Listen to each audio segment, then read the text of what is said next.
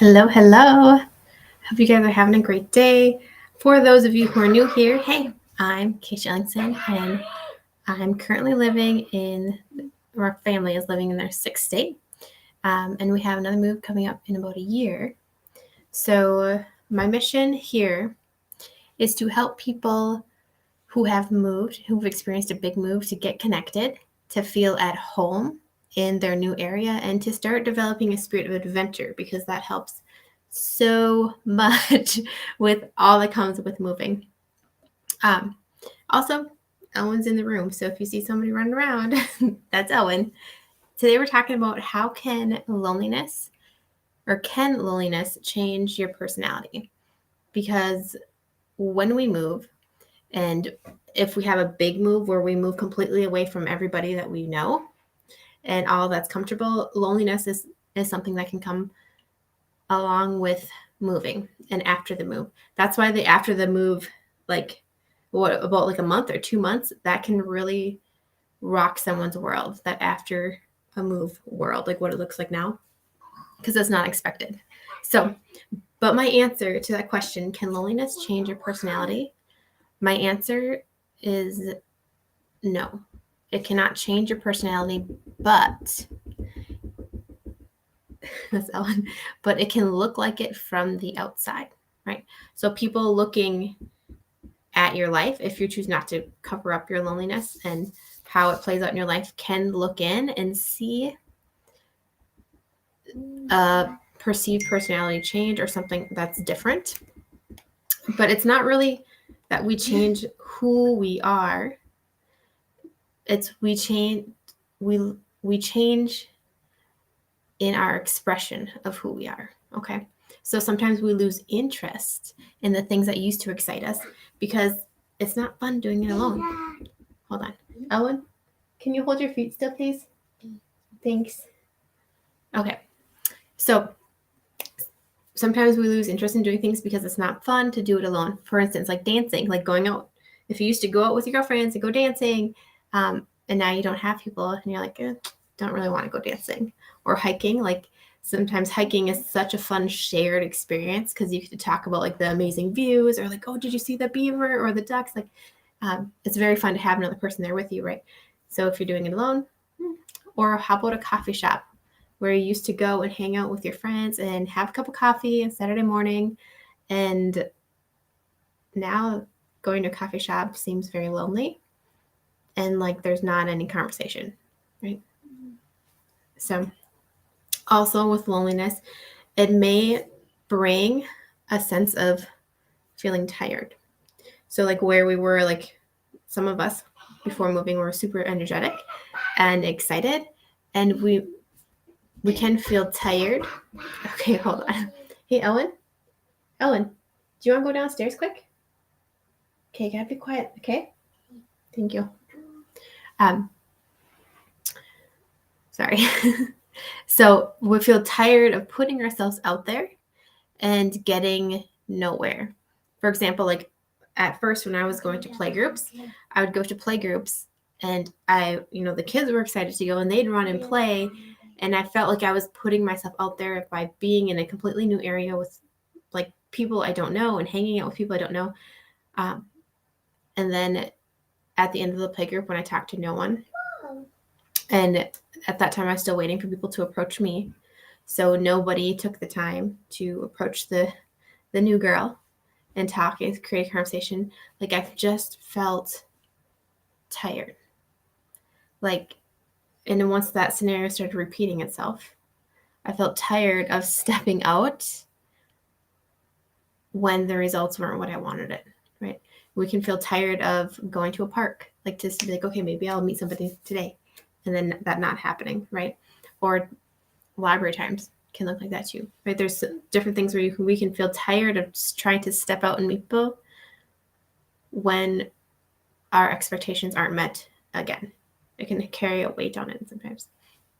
And then it can give us an urge to withdraw, right? Because sometimes it's easier to be alone and in your house and doing your thing where we're not really reminded about that, hey, we're alone. Because it is very much brighter. Like the loneliness, say like if this is a signal light, okay, that we're lonely, like when we're alone in our house or like doing like a solo activity, like yes, we know that we're lonely. But when we are alone in a crowd, like when there's tons of people around and all we just want is conversation and the conversation is not happening, I feel like that loneliness light, that the sign that, hey, this is a problem, it shines brighter because it can feel more intense when you're alone, even though there's other people around, right? So it can put that urge to withdraw. But I'd like to say that even though in the midst of those feelings that you're feeling alone, you're still you. And sometimes we can't see it. And that's because loneliness is kind of like a fog. So sometimes, like if you've driven in the fog before, sometimes it's like a very light fog and you can still pretty much see. And sometimes it's like a very heavy fog where you have to go really slow because you can only see like 10 feet in front of your car. And so loneliness can be like a fog where we can't really see clearly. Okay. And so there's some things that you can do. The first thing would be to get connected to a community where there's other people out there who have had their world rocked by a move and know exactly what you're going through and have felt what you are feeling, and lots of other people who have progressed through that and can show you the way to walking through that. If you're interested, there's the Homesick to Happy group. Inside that group, there is a guide section of loneliness and friendship. So that's really where you're going to start seeing like how people have walked through this too and get connected with those people. The second step is to start developing the skills you need to walk out of loneliness. So that's like conversation skills or the skills of finding places to connect or the skills of changing your mindset, right? Sometimes it's not our skills to connect. It's the thoughts that we're thinking and what we're focusing on, because we usually get what we focus on. So if we're focusing on, I don't have friends, I don't have friends, I don't have friends, then all we see is that we don't have friends, right?